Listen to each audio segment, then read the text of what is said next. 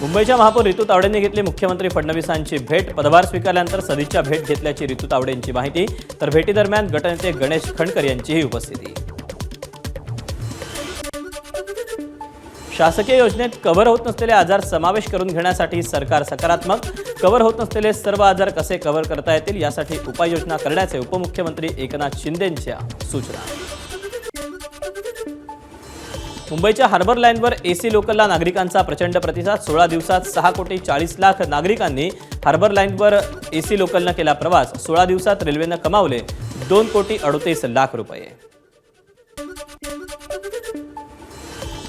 गडचिरोलीच्या अहेरीतील बेकायदा इमारत जमीनदोस्त। माजी जिल्हा परिषद अध्यक्ष अजय कंकडलावार यांची इमारत जमीनदोस्त। न्यायालयाच्या निर्णयानुसार बेकायदा इमारत नगरपंचायतीनं पाडली। कोल्हापूरच्या गडहिंग्लज तालुक्यात महिलेचा शीर नसलेला मृतदेह आढळल्यानं खळबळ। हा मृतदेह भडगावमधील एका महिलेचा असल्याची प्राथमिक माहिती। गडहिंग्लज पोलिसांकडून घटनेचा अधिक तपास सुरू। नाशिकमध्ये ज्योतिषाकडून गुंतवणूकदाराची तब्बल 72 लाख रुपयांची फसवणूक। शेअर ट्रेडिंगमध्ये भरघोस परतावा मिळवून देण्याचा आमिष दाखवून केली फसवणूक। शरणपूर रोडवर अंजनीय ज्योतिष केंद्र चालवणाऱ्या सचिन देशमुख याच्यावर सायबर पोलीस ठाण्यात गुन्हा दाखल। पुण्यातील संगमवाडीमध्ये धावती रिक्षा उलटली। रिक्षा चालकाचे नियंत्रण सुटल्यानं रिक्षा उलटली। सुदैवानं अपघातात कुणीही जखमी नाही।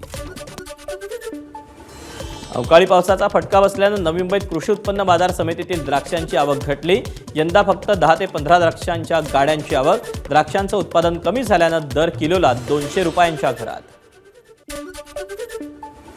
चंद्रपूर आणि काश्मीरच्या उंच भागात जोरदार बर्फवृष्टी। पर्यटन स्थळांचं आकर्षण वाढलं।